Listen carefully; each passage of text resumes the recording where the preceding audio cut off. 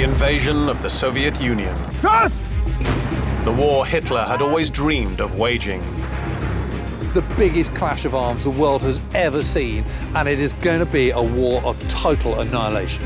The greatest invasion force ever assembled. Essentially what you get here is the honing of the Blitzkrieg military machine. Faces killer Soviet defenses. Devastation. So the world's fallen in. That throw Hitler's plans into crisis and bring him into conflict with his most senior commanders. The proposals of the army do not accord with my intentions. And the Germans meet their match on the shores of the Black Sea. I feel like a gladiator entering the Colosseum. This thing's immense. This is the story of Hitler's Blitzkrieg in the East. The biggest construction projects of World War II, ordered by Hitler and Stalin. Now they survive as dark reminders of the Führer's fanatical military ambition and the Russians' fight to defeat him. These are the secrets of the Nazi megastructures.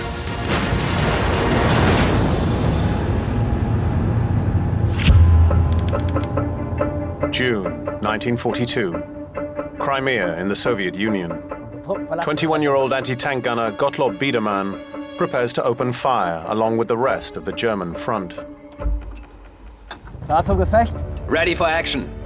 Alternate armor piercing with high explosives. And keep them coming. We'll pin those Ivans down. Our infantry are depending on us. Fire! Reload! Adjusting! Fire! Their objective is to capture a stronghold Hitler believes is vital to his war in the east, the port of Sevastopol. But they're up against one of the most heavily fortified positions on the whole of the Eastern Front. Take cover!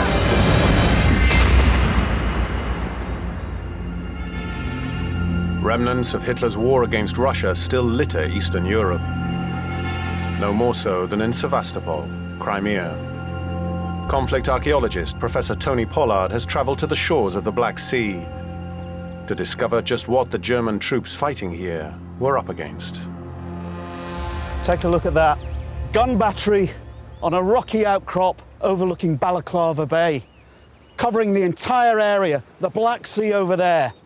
I can see 1, 2, 3, maybe 4 gun pits.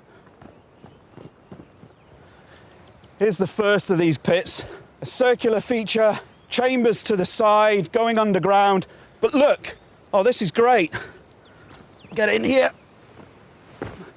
This still has a mount in it, so we've got this heavy iron ring, nuts and bolts to attach the guns to. And this gives us some idea of the adaptability of these guns.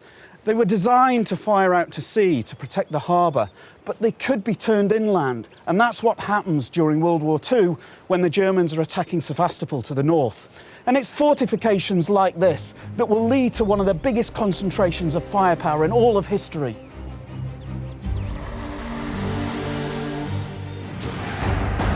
The story of the Nazis' Blitzkrieg in the East begins 2 years earlier, in July 1940.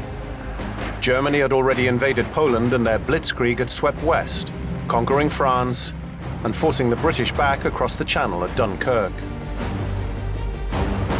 Hitler wanted England next, but dogged defense in the Battle of Britain forced him to delay his invasion plans.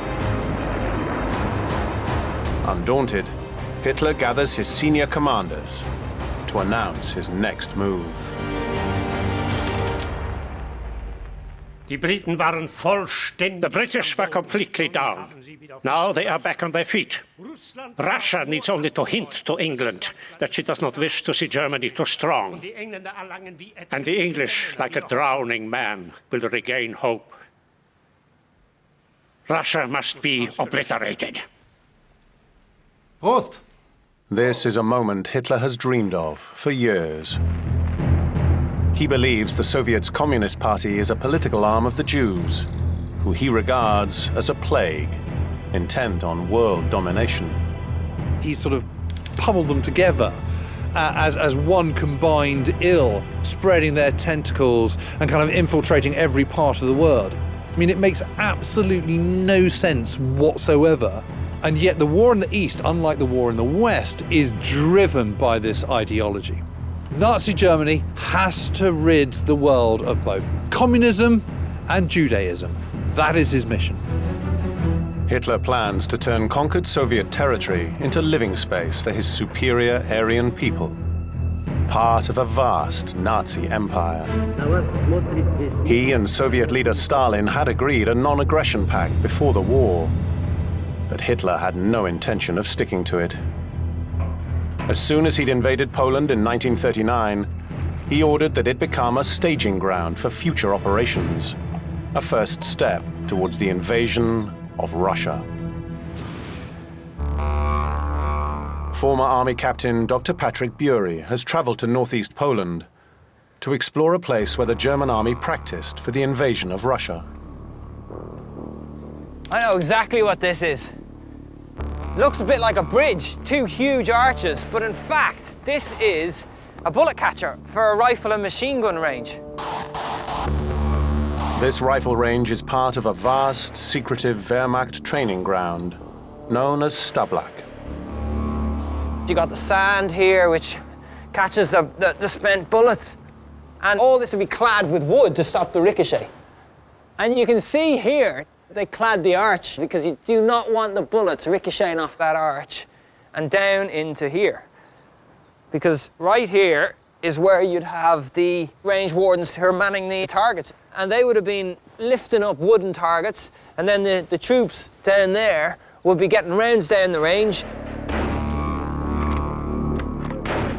The commander would come in, right, stop, and then the troops would run down and go and check their targeting.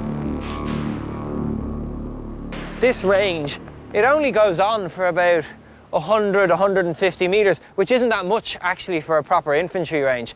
And so what it suggests is that this is probably a check zero range.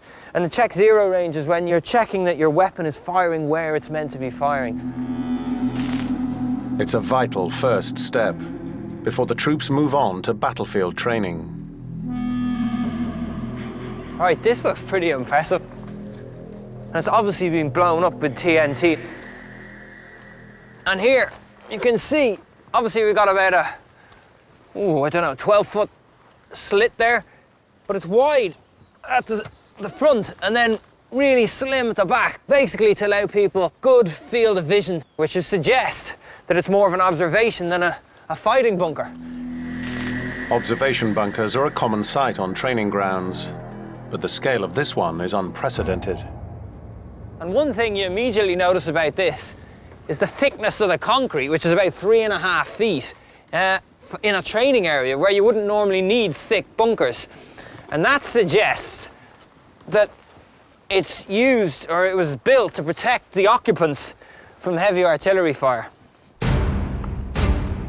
The German army are pioneers in using ultra-realistic exercises that include heavy artillery bombardment.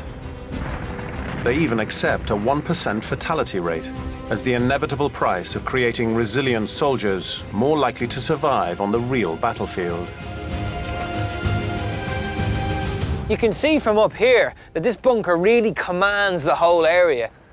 And this place during the exercises would have been a hive of activity, a nerve center. What you would have had in here was forward artillery officers directing the artillery fire down into the training areas. Generals can come and watch their troops training, honing their units, making sure they're performing up to the standard required. So essentially what you get here is the honing of the blitzkrieg military machine. It's that sort of combined arms, concentrated attack to break through defences.